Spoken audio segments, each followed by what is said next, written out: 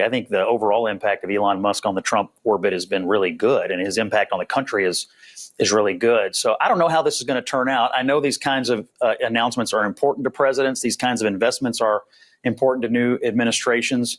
But, you know, I would listen to Elon. I mean, he's obviously got some information and some opinions about this, and I don't know how much of this is going to be aired in front of and behind the scenes. But Elon Musk keeps on overshadowing Donald Trump. I mean, you had in the inauguration, then it was the hand gesture, quote unquote, that is the subject of great mystery and debate. Yeah, the subject of great mystery and debate. Are you talking about, you're not one of these salute truthers, are you? No, is that what we're calling it now? All I'm saying is, no, but what I'm saying is... My life has been threatened within the last few weeks, yet there's no coverage of that. And you all continue this narrative attacking Trump. You just can't stand the fact that he won and that America spoke. Congressman, and that your view is very diminished. That's not the case at all. And your view is very diminished. I asked you to come on to ask you about these covered on CNN. What you're saying, this is not Fox, Congressman. You can't just spin a tail and pull the wool over people's eyes. Yeah. This is CNN. This is the news. We're asking you to come on and tell the truth. And that's why more people are watching the Cartoon Network SpongeBob reruns right now. What's up, y'all? Gerald here, creator of Gospel Chops and your host for this YouTube channel, back with another video. Now, here we are, y'all, once again discussing CNN. That's right, the Crying Negro Network, where Negroes from all over the country get before the camera and blow snot and shed liberal tears trying to convince America to lean towards their side and their agenda. Well, we've watched them for years and it ain't been working. Don Lemon can cry, Van Jones can cry, Angela Rye can cry, Victor Blackwell can cry, Bakari Sellers can cry, and it ain't worked yet.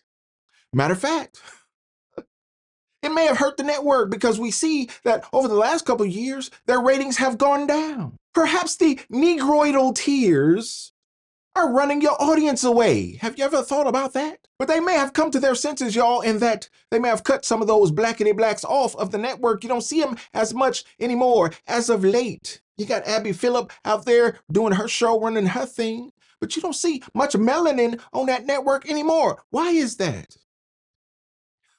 Somebody tell me, why is that?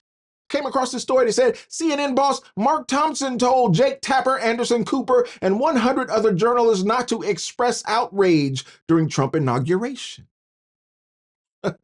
Well, he sees that the ratings are in the toilet. He understands that the opinions of the hosts are not attracting viewership.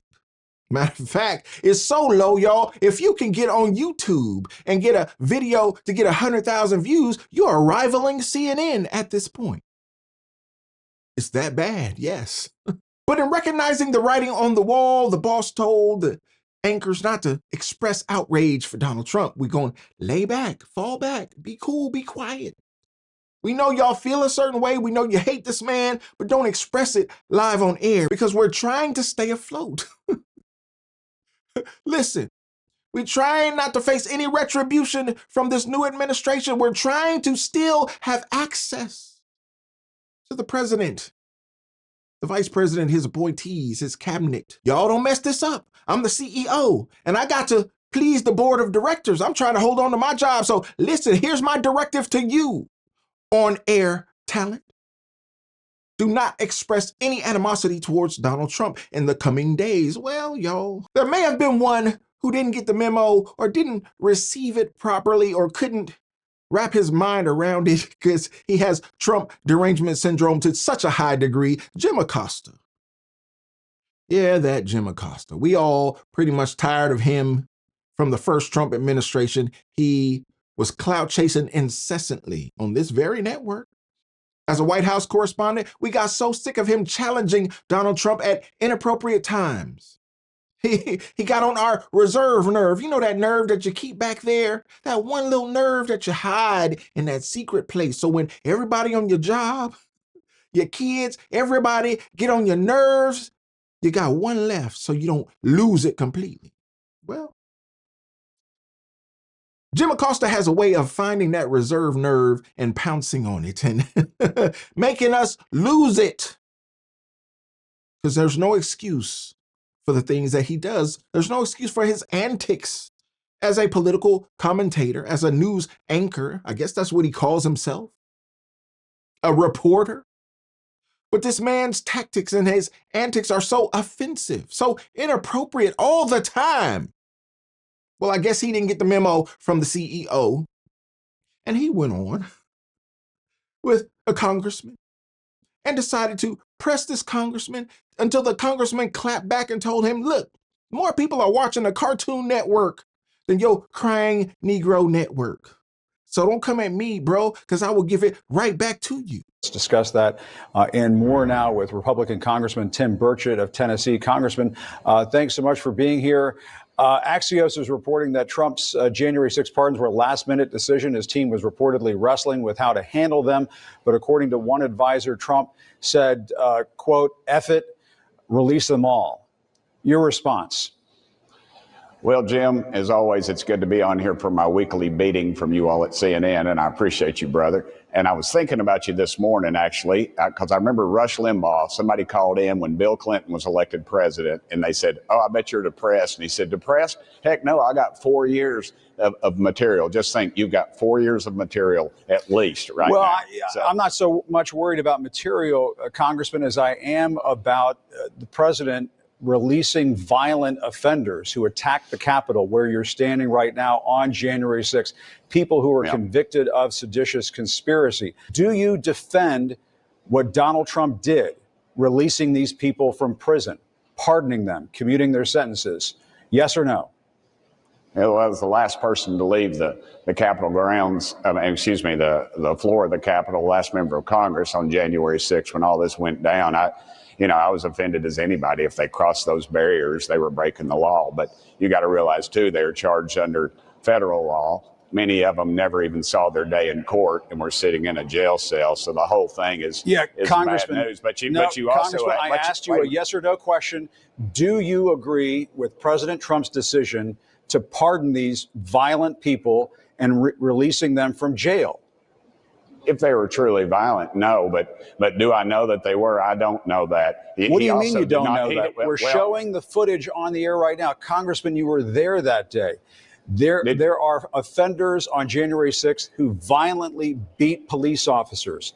There are offenders who are convicted of seditious conspiracy. That is the truth.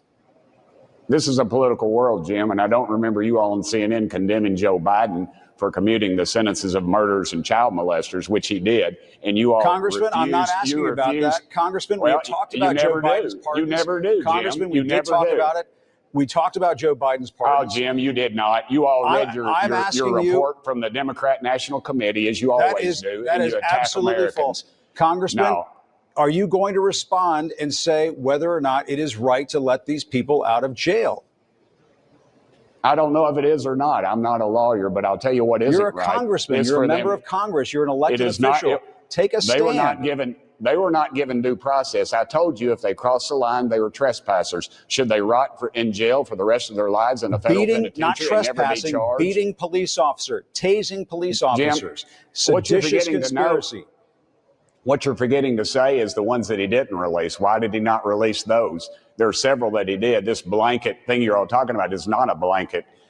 It's not a blanket pardon. There were several that he didn't for those very same reasons. Why are you not focusing on them? Congressman, we're talking about the leader of the individuals of what happened to back the blue? What happened to backing police officers? Your party has said time and again, we back the blue.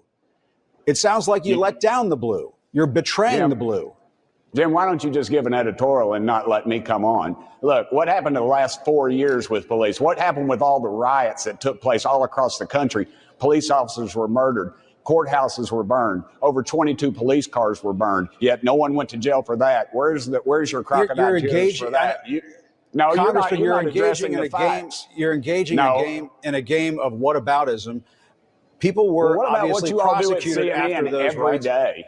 Every day, all you've done is what we're doing at CNN. We didn't storm the Capitol. These people did, and President Trump let them out of jail. And there you have it, y'all. Oh, hard-headed Jim Acosta couldn't keep his opinions to himself. Got clowned by a congressman, a Republican congressman, who he disagreed with. Brought him on the show knowing he would disagree with him. Wanted a controversy, wanted a ha-ha gotcha moment? Well, the gotcha is this, y'all. This story here says, CNN to fire hundreds of staff amid ratings crisis. Yeah, that story by Corbin Bowles as of January 22nd. The network has already faced layoffs and falling ratings in the last year. Yeah, this network is sinking, y'all. There's no hope for it.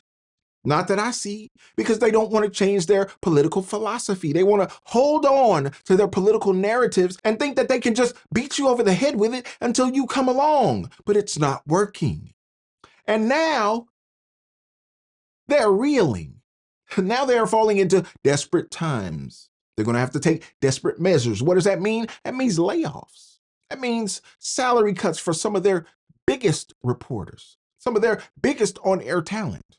Will they stay and take a pay cut? Or will they go and try to do something else? Will they try to do like a Joy Ann Reid and say, hey, I'm going to try to get my podcast up? Or a Don Lemon say, hey, let me work on my podcast because the money wasn't good over there anymore. The jig was up. Well, looks like the jig is up for the whole network at CNN. What are they going to do? Well, that's up to management. That's up to the CEO. But if you licked your finger a little piece and saw which way the wind was blowing, you might want to get you some conservative talent on there, or at least some independent, middle-of-the-road talent that can tap into the sensitivities of America.